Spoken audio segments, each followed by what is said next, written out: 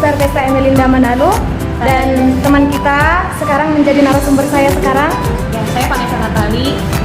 Sekarang kuliah di mana? Saya sekarang kuliah di Universitas Brawijaya. Oh ya, namanya Kak Vanessa Natali. Nah, Kak, ini sekarang saya mau bertanya nih tentang apalagi sekarang Kakak kan lagi kuliah di Universitas Brawijaya dan ikut dalam kegiatan OMK.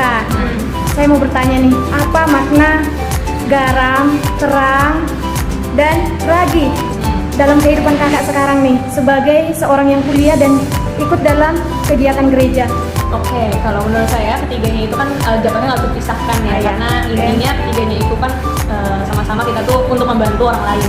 Dan menurut saya menerapkan saya harus membantu orang lain juga, karena saya merasa di setiap langkah kehidupan saya itu saya selalu dibantu sama orang lain juga.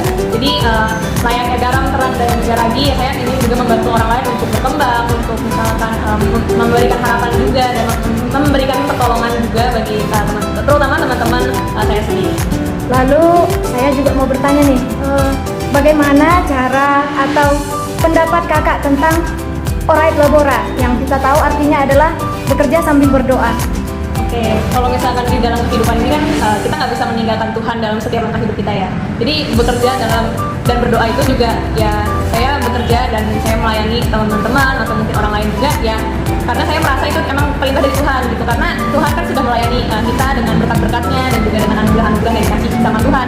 Nah, tugas saya merasa bahwa tugas saya sendiri itu adalah menyampaikan atau menyalurkan berkat tersebut ke orang lain juga yang sekiranya membutuhkan juga.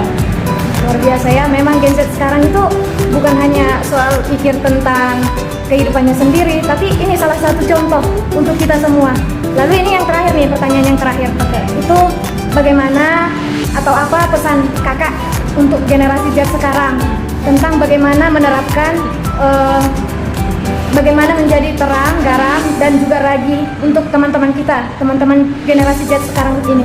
Oke, pesan untuk Gen Z ya, memberikan dampak positif tuh mungkin kita juga harus berpikir bahwa kita kan di setiap langkah kehidupan kita kan itu pasti kita ditolong sama orang lain juga, entah apapun itu, entah kita lagi ngerjain tugas atau mungkin kita lagi menjalankan organisasi atau mungkin lagi kita lagi pelayanan juga di OMK, itu kan pasti ada satu pautnya dan ada pertolongan dari orang lain juga. Dan perlu diketahui bahwa pertolongan itu tuh nggak akan muncul tiba-tiba, tapi pasti ada campur tangan dari Tuhan juga. Jadi ya tugas kita itu ya kita juga melakukan hal yang sama, kita menjadi perpanjangan Tuhan untuk saling membantu, dan ya jangan egois, jangan terlalu mementingkan diri sendiri apalagi sampai merugikan orang lain. Luar biasa ya. Satu pertanyaan terakhir. Boleh. Apa kira-kira quotes yang cocok untuk Gen Z sekarang? Waduh, quotes ya? Quotesnya mungkin sebenarnya nggak punya quotes apa-apa sih kalau misalkan buat Gen Z ya, tapi mungkin kata-kata hari ini gitu ya. Kata-kata hari ini lebih cocoknya begitu ya. Kata-kata hari ini, jangan berhenti untuk melayani, jangan berhenti untuk membantu. Mungkin dalam perjalanan hidup kita tuh akan mengalami badai kehidupan dan mungkin kita merasa nggak ada yang menolong kita, tapi it's okay, karena ya emang pada suatu saat itu kita harus belajar untuk berjuang sendiri, tapi dari kita sendiri jangan berhenti untuk membantu orang lain. Terima kasih Kakak untuk quotes-nya dan juga pemaknaannya. Terima kasih juga untuk membantu saya dalam tugas agama ini. Oke, siap. Sama-sama. Sampai jumpa lagi. Dadah.